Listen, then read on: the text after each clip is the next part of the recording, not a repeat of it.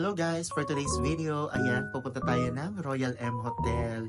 Actually, nag-book kami ng Saturday brunch namin. So, is para i-celebrate din yung pinaka-birthday ni Kuya Tek. And nag-book na rin kami ng family taxi kasi sila Kuya Tek at saka si Leo, susunod na lang sila. And may pasok pa kasi. Kaya ayan, ang mga ate ko, prepare na naman.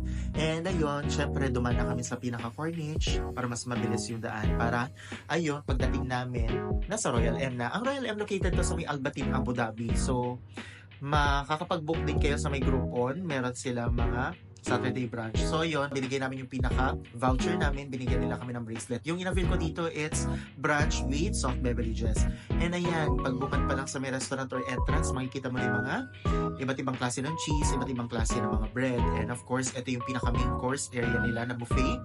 So, inisa-isa ko yan. Meron sila mga vegetables, meron din sila mga rice, or meron din naman sila mga beef, chicken, halo-halo. And ang maganda lang dito yung cuisine nila, international. Meron silang Indian, meron silang Middle East, meron din silang mga Asian. Kaya, marami kang pagpipilian talaga. And ayan, meron din silang white rice. And ito sa Ate Jo, nanguha na siya ng cauliflower soup. Dalawang klase yan. And then ito yung vermicelli soup nila. So, meron din sila mga cold section. Yan, yung mga seafood. May tahong din doon. Crabs, kung gusto nyo. And ito naman yung section ng Middle East at Indian. And ang pinaka namanghaan talaga ako dito, it's yung ang dami na ng choices ng mga dessert. Napakaganda sa paningin talaga at matatakam ka kasi may iba't ibang klase ng mga cake. So, ayan. And meron silang mga cream brulee, meron din silang choco mousse. And syempre, hindi naman mawawala dito yung pinaka umali. And meron din silang fruits. Aside of that, meron din silang mga salad, sushi, na may iba't ibang klase ng mga sauce. And kung gusto mo ng mga live station, meron silang mga grilled like salmon, beef, and meron silang shawarma.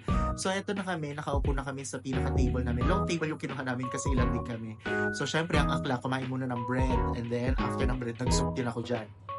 And mga ilang minuto sumunod na dumating na si Kuya Tek, ang birthday celebrant. So syempre, kinatahan namin dyan ng happy birthday to you, happy birthday to you, happy birthday, happy birthday, happy birthday to you. Oh, blow the candle na.